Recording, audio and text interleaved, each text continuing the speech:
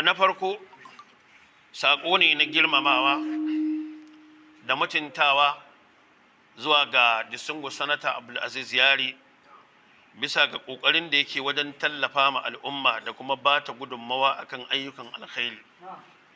Kafin wannan lokacin abin ya zo kanmu muna kallon abin yana zuwa ma wasu 'yan uwa ko bayan Allah. Za ka ji ya aika tirirar abinci kusan jihohin arewa gabaki ɗaya in Ramadan ya zo. Kai ba Ramadan ba kusan duk bayan watanni ake siya a ainihin wato raba. A wannan kokari da yake muna yaba masa, Allah madaukakin sarki ya saka masa da alkhairi.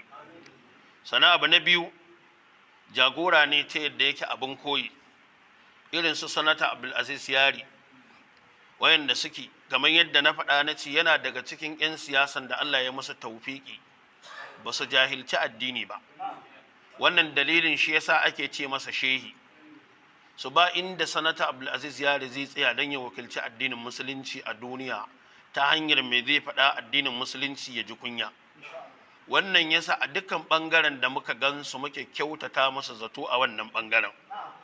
Abu na uku shine babbar wato gudunmawa da ainihin wato ya bayar ta abin da ya shafi zakka a wannan ɓangaren. Wanda mutanen da suke majalisun nan sun shaida kusan dukkan majalisoshinmu da muke karatu a sati don ranar Lahadi ne kaɗai ba na karatu. Ba wanda ba su shaida ba cewa lallai haka ne. Wanda asali abinda aka bayar ta ƙarƙashi na jihohi guda 19 in ka haɗa hadda Abuja an bani dama in kawo mutum 250 wa'inda za a ba su naira miliyan 1 a matsayin zakka. Kuma wannan kuɗin an bayar ta yadda wannan tsarin da aka yi ya sa amfanin nan ya taɓa mutum sama da 2000 wanda ku mutanen da ke gurin nan shaida ne. Tsakanin ku da Allah ran da aka raba kuɗi wanda duk ya zo masallacin nan wanda duk kaga bai samu ba sai dai rabu in babu. So saboda haka wannan shine abin da aka yi. Abu na uku wajen abin da ya shafi da yawa waɗanda suke neman ƙananan jari don su yi sana'a, wannan abin ya tayar da su. Kusan ya karya breaking record ɗin na wasu da yawa daga cikin waɗanda suke malamai ne na addini. Na rantse muku da Allah akwai waɗanda tun da suke a duniya naira miliyan 1 lokaci ɗaya ba ta taɓa gittawa account ɗinsu ba sai wannan kara.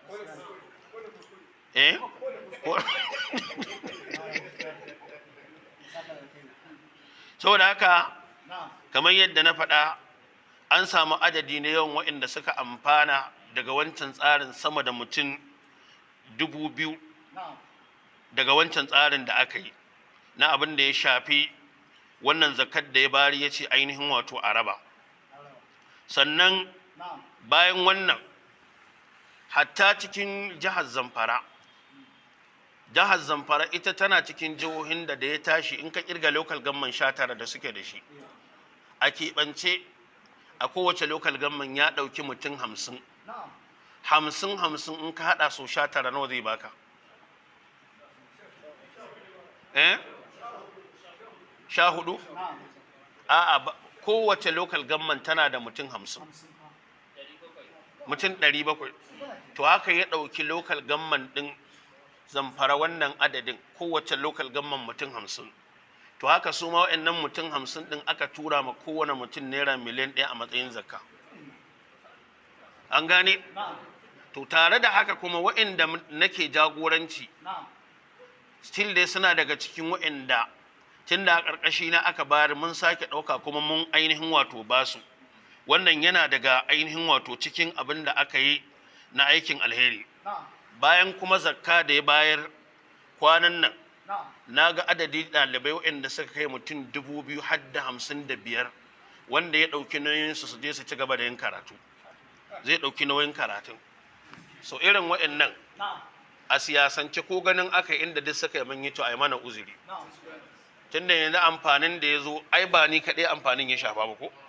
Ya shafi mutane ko bai shafe su ba? So wannan shine. To don haka wannan aiki da ya yi na ba da wannan abu ta hannunmu kuma mun gudanar da shi yadda Allah subhanahu wata'ala ya ce a gudanar gwargwado da izinin Allah. Allah maɗaukakin sarki ya saka masa da ainihin wato alkhairi.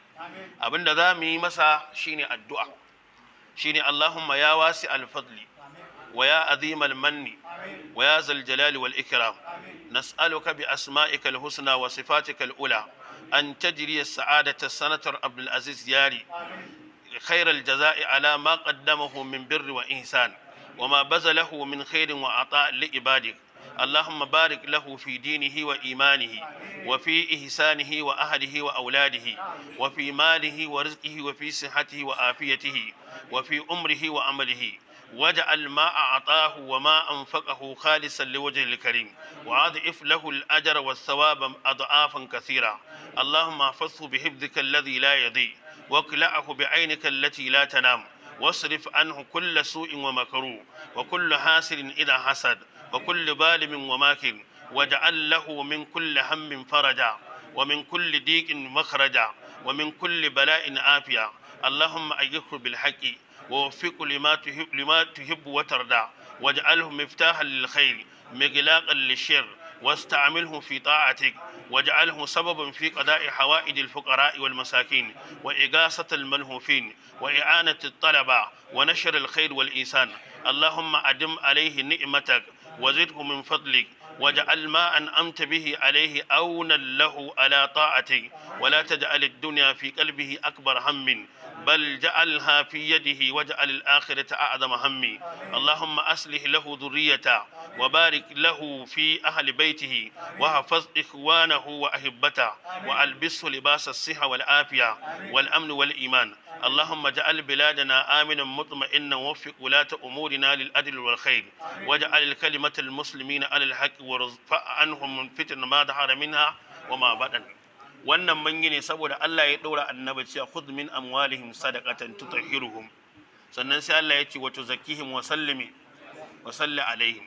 In ka karɓa to wanda ka karɓa abinsa ta hanyar zakka to yana da haƙƙi bayan ka karɓa kai masa ainihin wato addu'a. Wannan shine dalilin da ya sa muka ga ya cancanci wannan addu'a.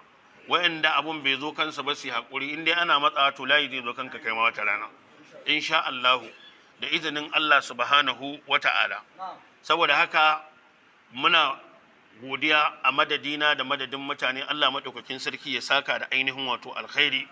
Wa bihadhal qadri kifaya, wa subhanaka allahumma wa bihamdika ashhadu an la ilaha illa anta astaghfiruka wa atubu ilaik. Assalamu alaikum wa rahmatullahi wa barakatuh.